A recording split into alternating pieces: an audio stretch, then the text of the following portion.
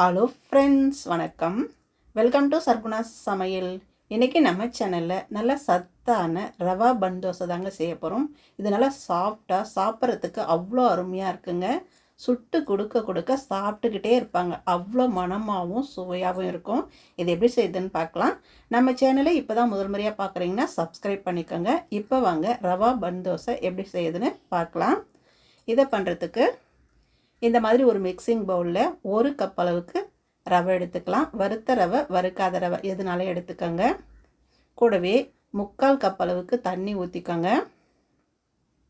தண்ணி ஊற்றிட்டு ஒரு ஸ்பூன் வச்சுட்டு நல்லா கலந்து விட்டுக்கோங்க.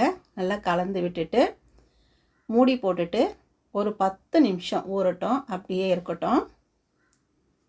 இப்போ பார்த்திங்கன்னா ஒரு 10 நிமிஷம் நல்லா ஊறிடுச்சு. பாருங்கள், நல்லா ஊறி வந்திருக்குது. நாம் ஊற்றின தண்ணியெல்லாம் நல்லா உறிஞ்சிட்டு நல்லா ஊறி இந்த மாதிரி கெட்டியாக ஆகிட்டு வந்திருக்குது பாருங்கள். இப்போ ஒரு ஸ்பூன் வச்சுட்டு இந்த மாதிரி நல்லா கலந்து விட்டுக்கோங்க. இந்த மாதிரி கலந்து விட்டதை அப்படியே ஒரு மிக்ஸி ஜாருக்கு மாற்றிக்கலாம். மாற்றிட்டு இது கூடவே ஒரு 1/2 கப் அளவுக்கு வடித்த சாதம் சேர்த்துக்கலாங்க. வீட்டில் வடிக்கிறோம் இல்லையா, அந்த சாதத்தை ஒரு 1/2 கப் அளவுக்கு சேர்த்துக்கோங்க.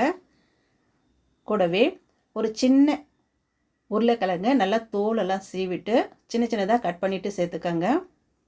அடுத்ததாக இது கூடவே புளிப்புக்காக ஒரு 2 டேபிள் ஸ்பூன் தயிர் சேர்த்துக்கலாம். தயிர் சேர்த்துட்டு கொஞ்சமாக தண்ணி ஊற்றிட்டு நல்லா நைஸாக இந்த மாதிரி அரைச்சி எடுத்துகிட்டு வந்துடுங்க. தோசை மாவு பதத்துக்கு இந்த மாதிரி அரைச்சி எடுத்துக்கோங்க.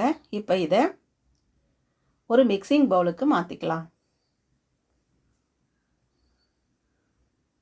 மாற்றிட்டு இது கூடவே ஒரு 1/2 குடமிளகாய் இந்த மாதிரி பொடி பொடியாக கட் பண்ணிவிட்டு சேர்த்துக்கோங்க.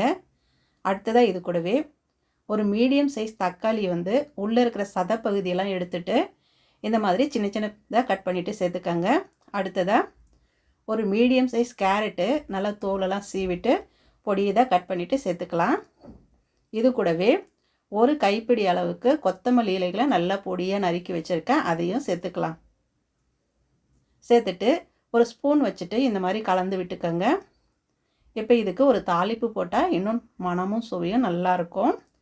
அடுப்பை பற்ற வச்சுட்டு இந்த மாதிரி ஒரு தாளிப்பு கரண்டி வச்சுக்கோங்க. அப்படி இல்லைன்னா சின்ன கடாய் ஒன்று வச்சுட்டு ஒரு 2 டேபிள் ஸ்பூன் எண்ணெய் ஊற்றிட்டு எண்ணெய் சூடானதும் 1 டீஸ்பூன் கடுகு, 1 டீஸ்பூன் சீரகம் சேர்த்துக்கோங்க. கடுகு சீரகம் நல்லா பொரிஞ்சதும் 1 ஸ்பூன் உளுந்து சேர்த்துக்கோங்க. கூடவே 1 ஸ்பூன் கடலைப்பருப்பு சேர்த்துக்கோங்க. இந்த உளுந்தம்பருப்பு கடலைப்பருப்பு நல்லா இந்த மாதிரி எண்ணெயில் வறுத்து போடும்போது வாயில் அங்கங்கே கடிப்படும் சாப்பிடும்போது. அப்போ டேஸ்ட் ரொம்பவே நல்லாயிருக்கும். இந்த உளுந்தும் கடலைப்பருப்பும் கொஞ்சம் வறுபட்டதும் மீடியம் சைஸில் ஒரு வெங்காயத்தை நல்லா பொடியாக நறுக்கிட்டு சேர்த்துக்கோங்க. கூடவே 2 பச்சை மிளகாயை நல்லா பொடியாக நறுக்கிட்டு சேர்த்துக்கோங்க. ஒரு கொத்து கருவேப்பிலையும் நல்லா பொடியாக நறுக்கிட்டு சேர்த்துக்கோங்க. இந்த கடலைப்பருப்பு, உளுந்தம்பருப்பு, வெங்காயம், பச்சை மிளகாய் இது எல்லாத்தையும் நல்லா இந்த மாதிரி தாளிச்சிட்டு மாவில் சேர்த்து செய்து பாருங்கள். வாசனையும் சுவையும் அவ்வளோ அருமையாக இருக்கும், செம்மையாக இருக்கும்.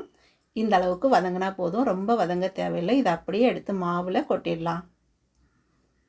மாவில் கொட்டிட்டு இப்போ இதுக்கு தேவையான அளவு நாம் உப்பு சேர்த்துக்கலாம். ஒரு 3/4 டீஸ்பூன் உப்பு சேர்த்துக்கிறேன். உங்கள் டேஸ்ட்டுக்கு தகுந்த மாதிரி கூட குறைய பார்த்து சேர்த்துக்கோங்க. சேர்த்துட்டு நல்லா இந்த மாதிரி கலந்து விட்டுக்கோங்க. மாவு இந்த பக்குவத்தில் இருக்கணும். மாவு கொஞ்சம் தண்ணியாக போயிடுச்சுன்னா ஒரு 2-3 டேபிள் ஸ்பூன் ரவை சேர்த்துக்கோங்க, சரியாக இருக்கும். மாவு இந்த மாதிரி நல்லா கலந்த பிறகு இப்போது ரவா பன் தோசை செஞ்சிடலாம். இப்போ ஒரு கடாய் வச்சுக்கோங்க. அப்படி இல்லைன்னா குழியான கடாய் இருந்தால் வச்சுக்கோங்க. என்கிட்ட இதுதான் இருந்தது, நான் இதை வச்சுக்கிறேன். 1 ஸ்பூன் எண்ணெய் ஊற்றிட்டு அப்படியே ஒரு கரண்டி மாவு எடுத்து ஊற்றிடுங்க. இதை அப்படியே பரப்பக்கூடாது, ஊற்றிட்டு அப்படியே விட்டுறணும். நல்லா மொத்தமாக இருக்கணும், அப்படியே பன்னு மாதிரி உப்பி வரணும். இந்த மாதிரி ஊற்றிட்டு அப்படியே ஒரு மூடி போட்டுட்டு அடுப்பை குறைவான தீயில வச்சுட்டு நல்லா வேக வச்சுட்டு அதுக்கப்புறம் திருப்பி போட்டுக்கலாம். இப்போ பாருங்கள், நல்லா வெந்துடுச்சு. இதை அப்படியே திருப்பி போட்டுக்கலாம். நல்லா சாப்பிட்றதுக்கு நல்லா சுவையாக இருக்குங்க. ஓரத்தில் நல்லா மொறு மொறுனும் உள்ளே நல்லா பஞ்சு மாதிரியும் சாப்பிட்றதுக்கு அவ்வளோ அருமையாக இருக்கும்.